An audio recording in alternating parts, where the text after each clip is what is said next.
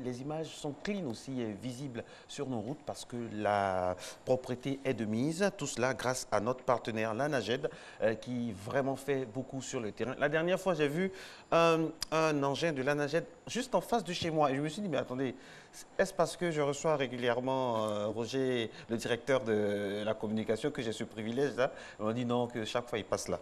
Juste pour recevoir avec beaucoup de plaisir M. Akichi Alain Roger, directeur de la communication et des relations extérieures de l'ANAGED. Vos engins sont partout, mon Dieu. Personne ne peut vous échapper à Abidjan. C'est mettre à l'actif du gouvernement. Voilà, surtout du ministère de l'assainissement et de la salubrité avec cette nouvelle politique de gestion des déchets. Nous sommes partis pour zéro déchet dans les rues d'Abidjan.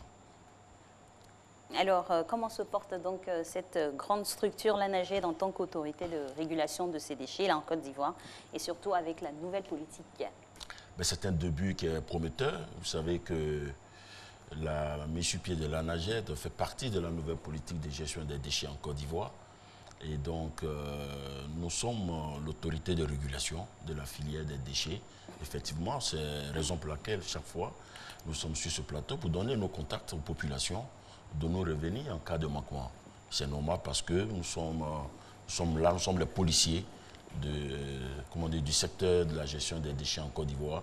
Et nous avons commencé à nous déployer, comme on dit, progressivement à l'intérieur du pays, dans les grandes zones, les grands pôles économiques, à savoir San Pedro, à Gagnoa, à Korogo, à Bondoukou, à Yamoussoukro, à Boaké.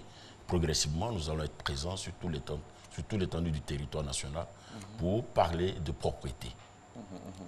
Et de plus en plus, on l'a dit, les populations adhèrent. Ça, c'est vrai, il y a le côté, d'un côté, il y a les populations qui adhèrent à 100%, parce qu'il y a le civisme, tout ça. Et puis d'autre côté, il y a vraiment des poches de résistance que vous évertuez à vraiment régler.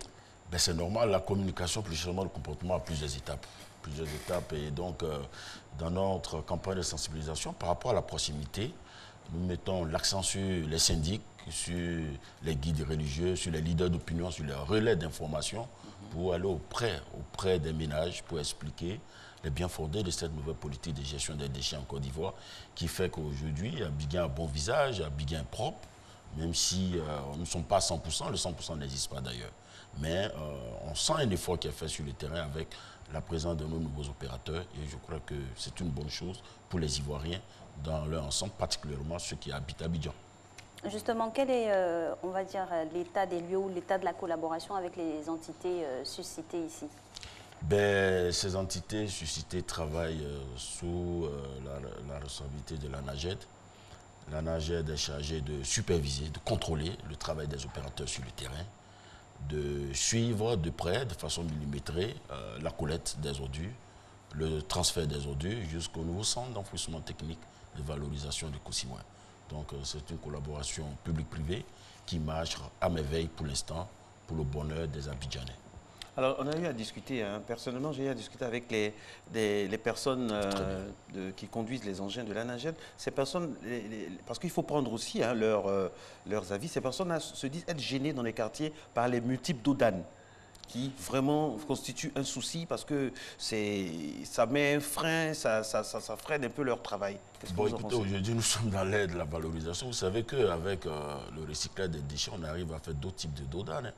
Oui, normalement, mais il y a des dos d'âne du quartier qui sont tellement ça va hauts. arriver, je pense que c'est vraiment au syndic des quartiers de revoir un peu. Ça devient des fronts d'âne. Non, ce sont des dos de chameaux que nous voyons dans les quartiers, ce n'est pas des dos d'âne. En fait, ce n'est pas réglementaire et surtout que nous avons des engins, comme on dit, très modernes qui ont du mal à circuler dans certains quartiers. Et puis il y a des syndics, excusez-moi de vous couper, il y a des syndics récalcitrants, il y a des murs.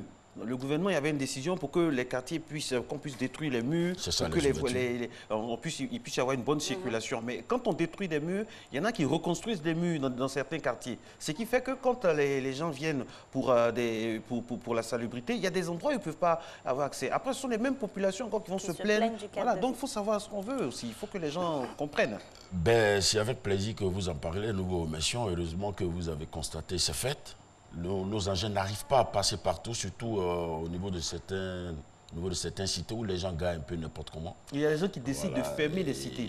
Et bon, la pour problème de fermeture, sécurité. Il y a des la gens qui fermeture de sont ces dans le quartiers, bon, ça, c'est pas de notre ressort. Nous disons aux C'est populations. pas de votre ressort, mais ça vous gêne dans Ça a votre une travail. incidence sur ce que Bien vous sûr, faites. ça nous gêne. Nous avons décidé de mettre des bacs à l'entrée des quartiers, ce qui empêche encore les ménages de sortir, marcher au moins 20 mètres pour déposer leurs ordures dans les bacs qui sont disposés. Et bon, je pense que ces choses vont se corriger au fur et à On mesure. espère, on espère. Les choses vont se corriger au fur et à La mesure. chose doit demeurer à la loi et puis à l'organisation. Justement, parlons de se déplacer et sacrifier à quelques minutes pour maintenir son cadre de vie sain. Quels sont les gestes à observer? Ben, ce sont les mêmes gestes, nous allons les répéter chaque fois que nous sommes ici.